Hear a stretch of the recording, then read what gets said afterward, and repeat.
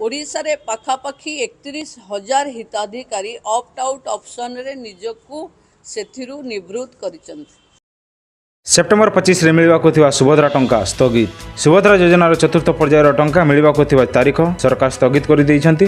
जांच प्रक्रिया संपूर्ण शेष होई नथिबा बेले हितधारी को आवश्यक तथ्य एवं इक्यूआईसी जरिया जांच करने को सूचना दी जाइछि। अंगनवाड़ी कर्मी घर को आसी जांच करेंगे। जो माने टंका पाई नहांती से माने पोर्टाल माध्यम अभियोग करि परिबे। जांच शेष हेले 20 लाख रु अधिक लोकंकु टंका मिलिବ। सरकार मध्य समस्त योग्य हितधारी को subhadra टंका देवा प्रतिबद्ध अछंती। ब्यूरो रिपोर्ट अभाव न्यूज।